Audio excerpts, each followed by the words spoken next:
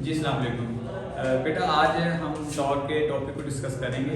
Torque जो है ये एक हमारे पास लॉन्ग क्वेश्चन है और इसके साथ साथ हम शॉर्ट क्वेश्चन जो हैं इसके अंदर ही शॉर्ट क्वेश्चन आते हैं और साथ साथ इसके लॉन्ग क्वेश्चन आते हैं।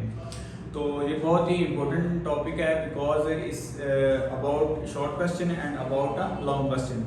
सबसे पहले है define and explain the term of torque. ये आपको क्वेश्चन आएगा, ठीक है। सबसे पहले आपने इसकी डेफिनेशन लिख देनी है। टॉर्क की डेफिनेशन क्या होती है? The turning effect of a force is called torque, या फिर इसको हम सेकंड नाम देते हैं मोमेंट ऑफ अ फोर्स का भी नाम देते हैं। ये इसका सेकंड नेम है। टॉर्क भी कहते हैं और मोमेंट ऑफ अ फोर्स भी कहते हैं। अब साथ इसके आपने एग्जांपल बता देनी है। सबसे पहले जो आपकी बुक में एग्जांपल की हुई है, आपकी बुक में यहाँ पे एग्जांपल्स दी हुई है तो मैंने इनको पॉइंट्स में बता के लिख दिया है। सबसे पहले जो एग्जांपल आती है वो हमारे पास है turning pencil in a sharpener. जैसे कि हम एक पेंसिल को शार्पनर में टर्न करते हैं तो ये भी हमारे पास इसमें टर्निंग इफेक्ट प्रोड्यूस होते हैं। इसको हम टर्न करेंगे तो इसमें टर्निंग इफेक्ट प्रोड्यूस होगा।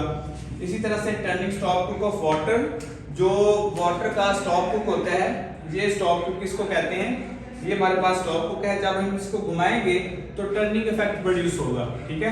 ये इसकी और इसके थर्ड एग्जांपल है टर्निंग डोर नॉब। जब डोर नॉब को हम इस तरह से रोटेट करते हैं, इस तरह से हम रोटेट करेंगे तो वहां पे भी टर्निंग इफेक्ट प्रोड्यूस होता है। तो ये भी हमारे पास टॉर्क के क्या है एग्जांपल है।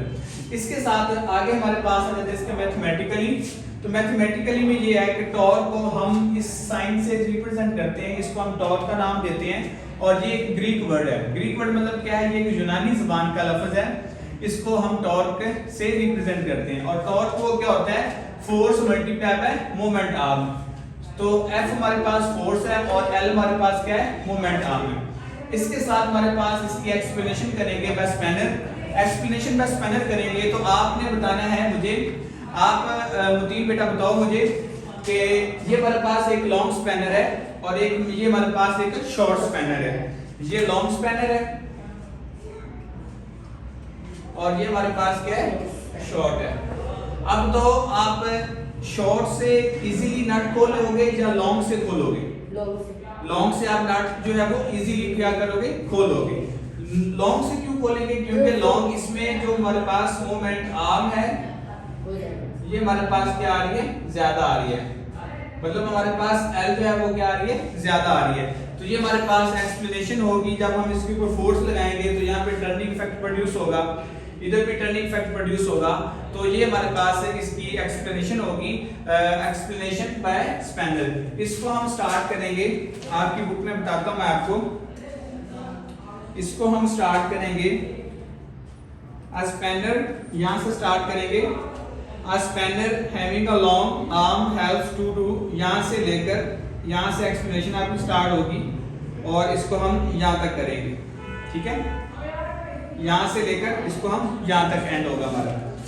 अब इसके अंदर देखें, इसमें ये बता रहा है कि जिसका मूवमेंट आर्म ज्यादा होगा उसके ऊपर हम फोर्स भी ज्यादा लगा सकेंगे। फोर्स उसकी क्या होगी? ज्यादा होगी। जब उसकी फोर्स ज्यादा होगी उसका एक्सिस ऑफ रोटेशन जो टर्निंग पॉइंट होगा वो भी क्या होगा? ज्यादा होगा। और जिसका मूवमेंट आर्म छोटा होगा, जिसकी लेंथ कम होगी, जिसकी जो शॉर्टर आर्म होगा उसके ऊपर हम फोर्स जो है वो हम कम लगा सकेंगे।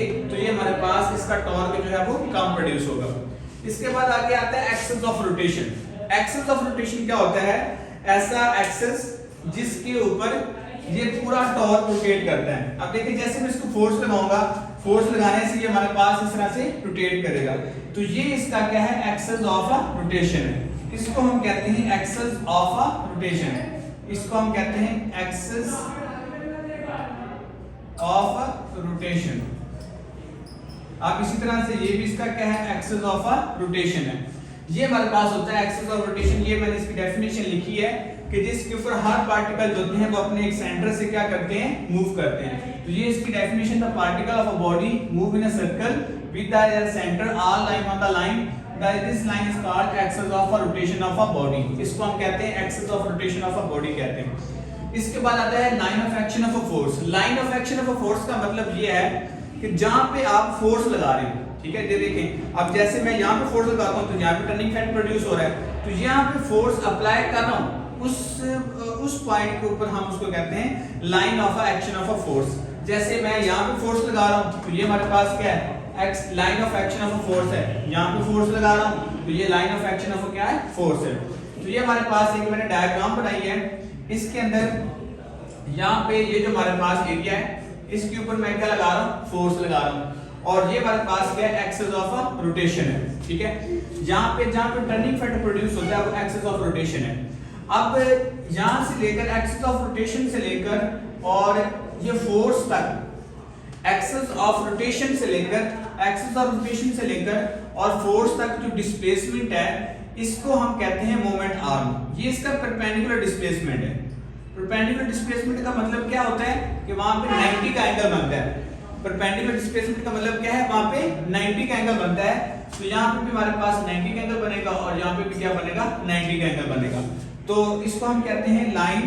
ये हमारे पास मोमेंट आर्म है।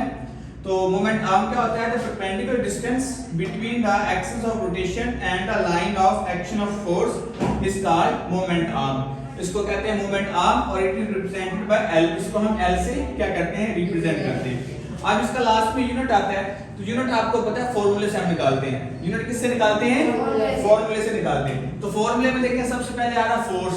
तो फोर्स का यूनिट क्या होता है, न्यूटन। फोर्स का यूनिट क्या होता है, न्यूटन। और एल हमारे पास क्या है, मोमेंट आर्म है। मोमेंट आर्म क्या है, डिस्टेंस है, डिस्टेंस।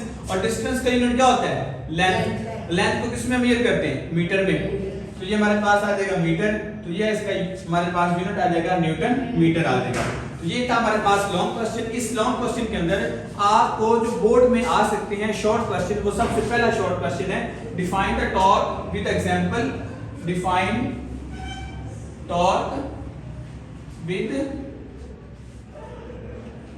एग्जांपल्स।